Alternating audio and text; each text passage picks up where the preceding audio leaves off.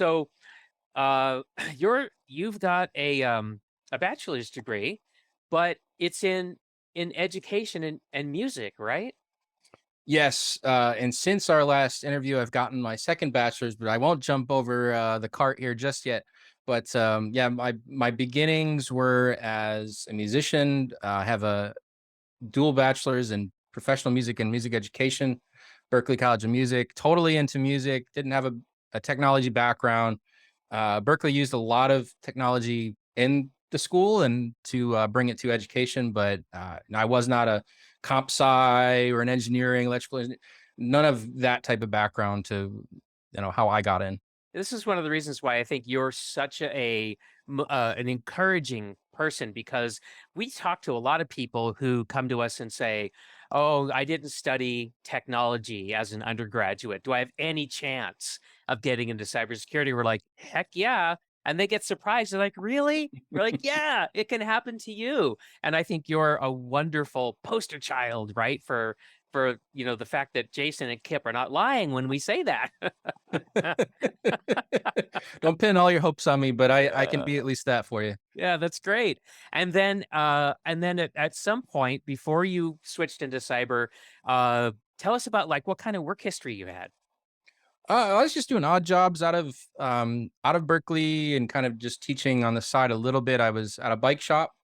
I started a little bit before completing Berkeley. Uh, Great bike shop, Landers Bicycles in Boston. If you're ever around there, great people. And I sold bikes, and I took it upon myself to kind of be the back end associate analyst person for the work orders. Mm, I like selling bikes. I like improving people's lives, but I saw these little things. So I would, we had work orders and repairs and all this logistics stuff that was in an Oracle database. Um, and I found ways to kind of pump up the efficiency, but it was really good.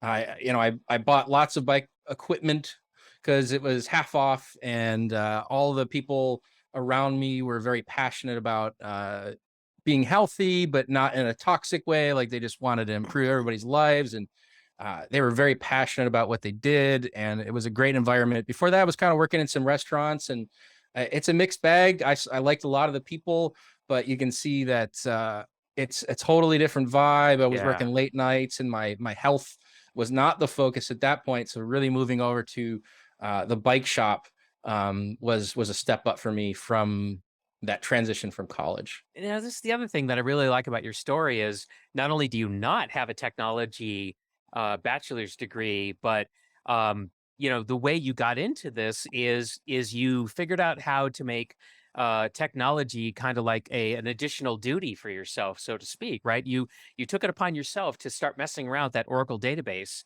and to start learning technology on the job. So many people have jobs today that, strictly speaking, are not technology jobs, or maybe they are in a technology job, but they don't think that they can do any cybersecurity. And that's just not true. There's so many opportunities. You just have to look around and find them and then get yourself into it. And I think that's been a key to your success. We certainly try to encourage people to do that.